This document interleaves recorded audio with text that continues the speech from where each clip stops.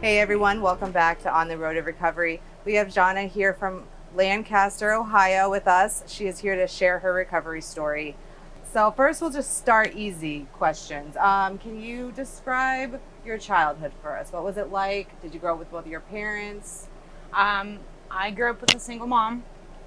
Um, Actually, it's kind of weird. Um, it was normal for us, but now that we talk about it, it's kind of weird. We grew up in the back room of a strip club. My mom was bartender, stripper.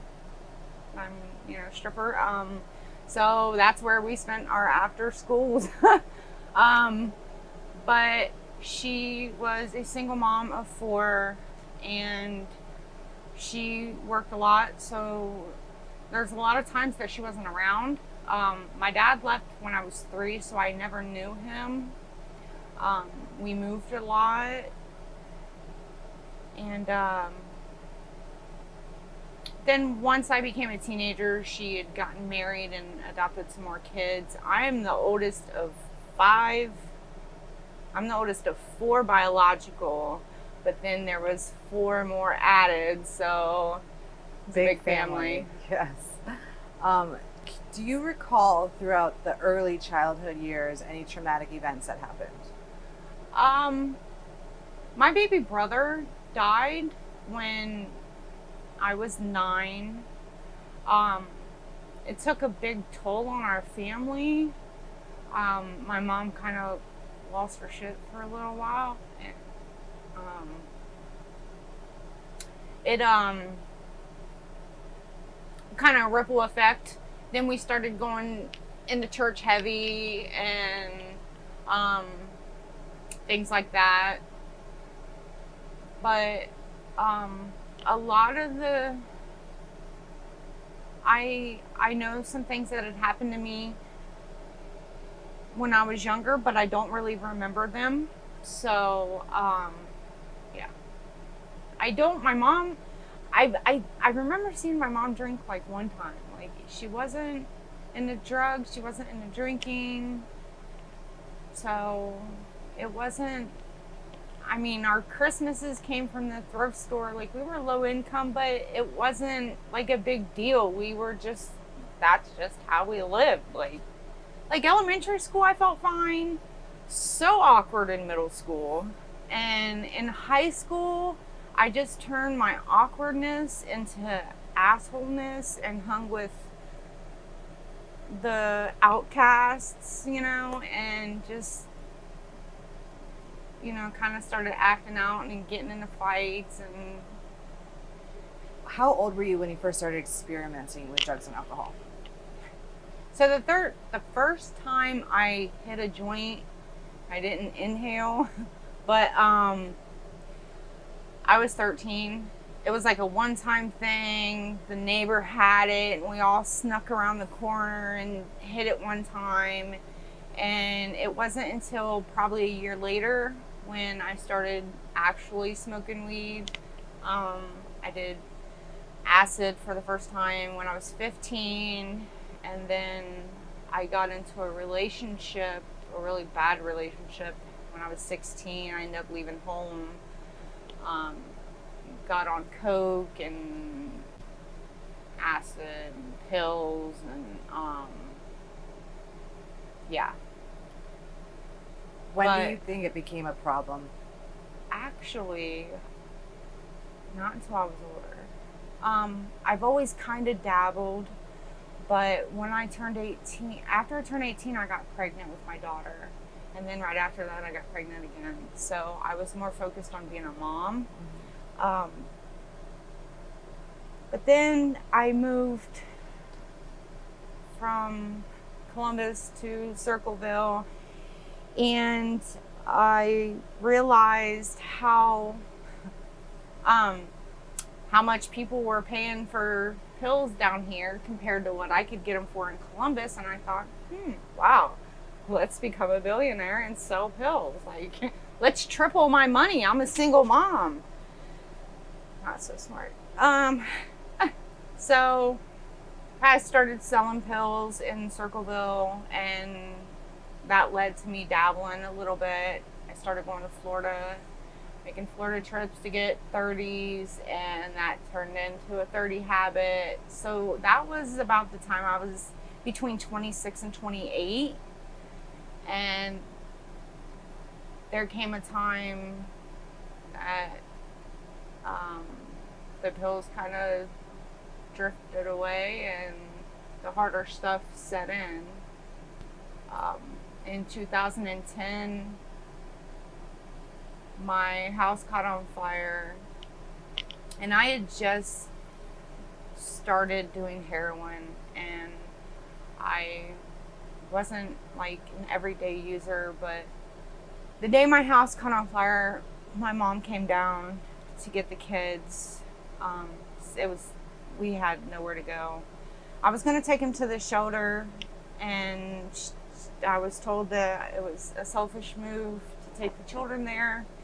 So I let them go stay with their father, and he got on a power trip and wouldn't let me see him and was doing all this crazy stuff. And my kids were all I knew.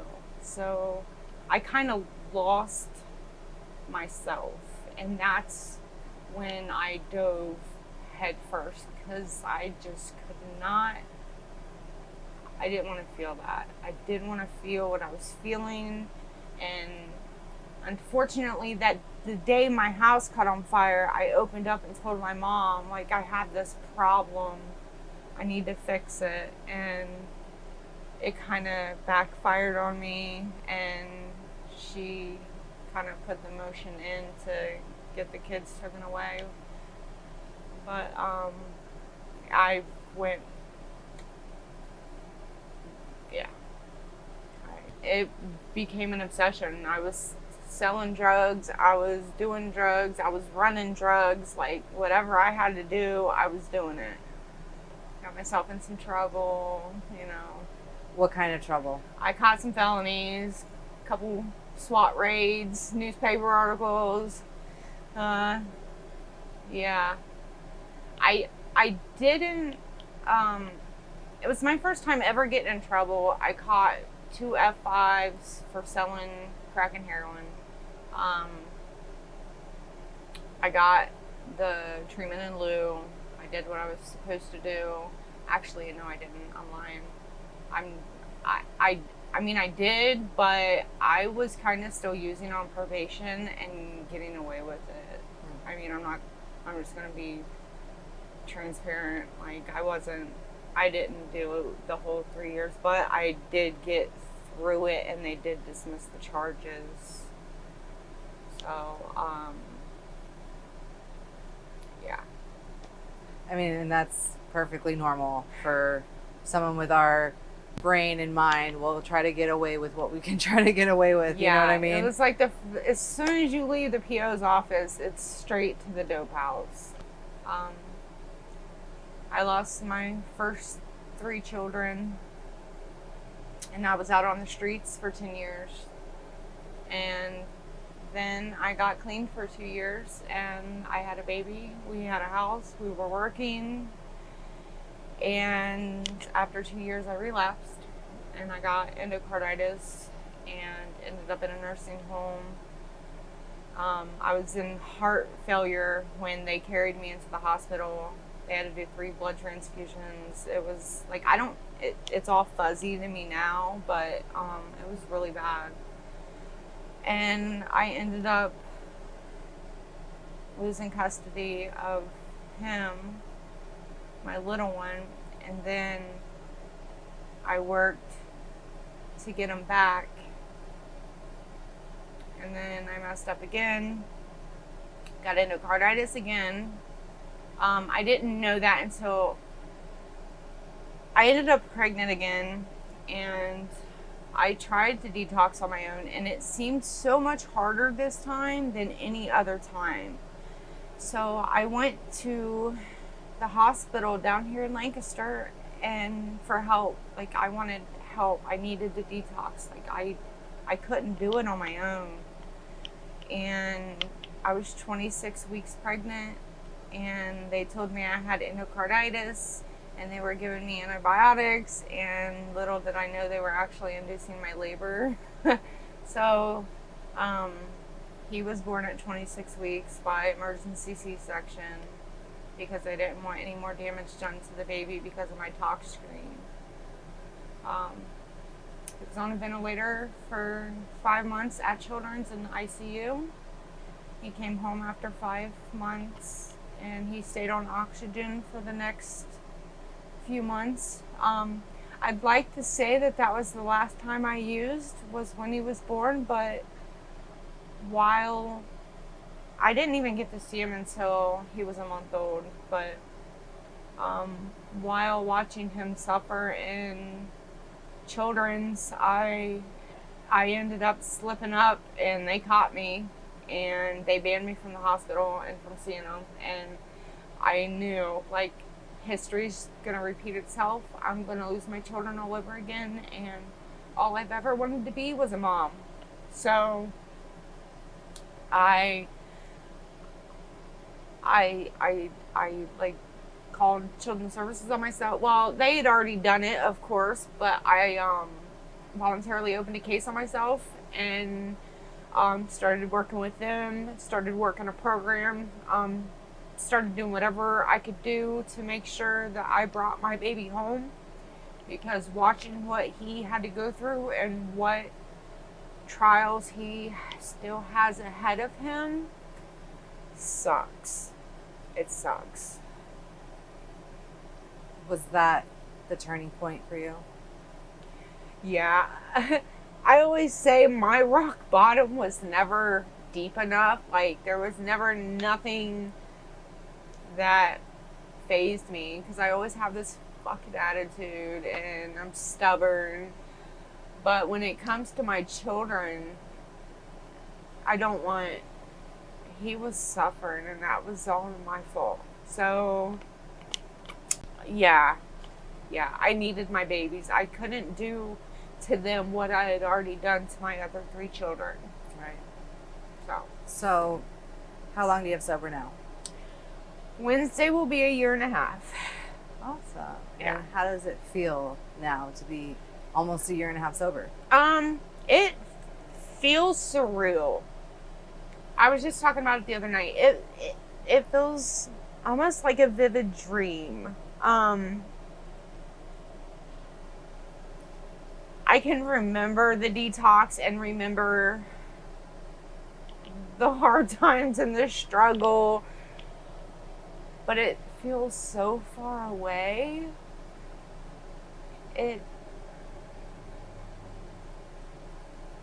I've never gotten as far as I have in my whole life than I have in this past year.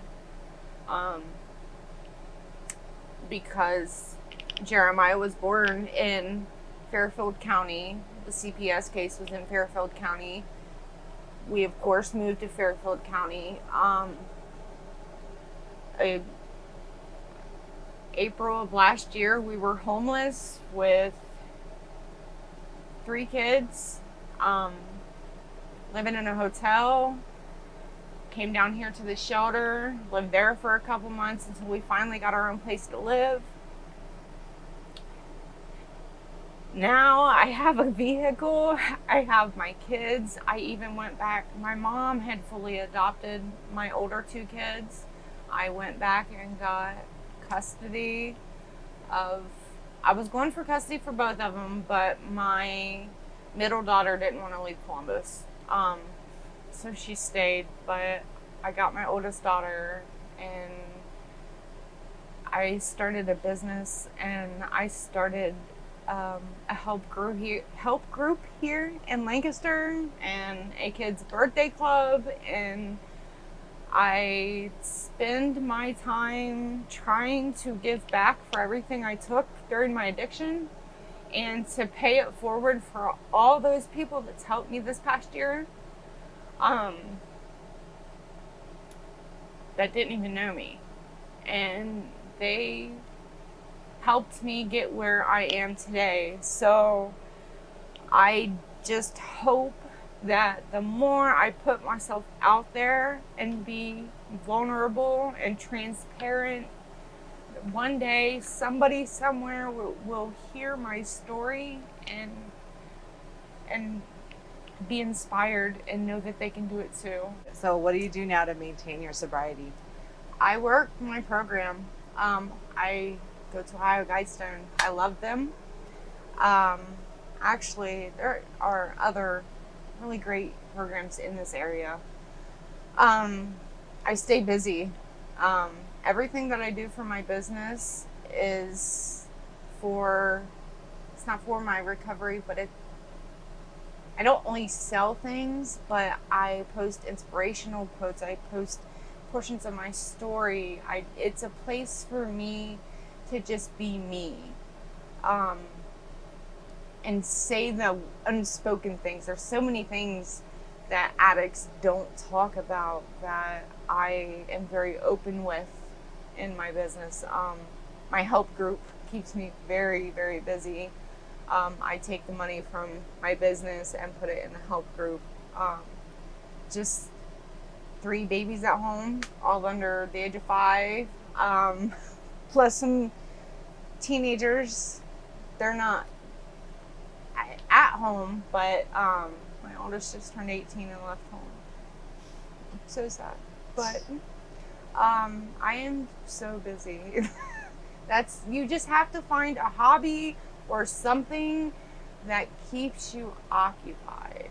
And you have to have a good support system. I may not have the support of my family like I wish I did, but I've found support in other people in other places, and it means a lot. And what dreams do you have that otherwise would not have been possible? I want to open a nonprofit one day. I also want to write a book. I've had these dreams for a long time, and it feels good to have a little, like, my foot in the door a little bit right now. I want to own a house.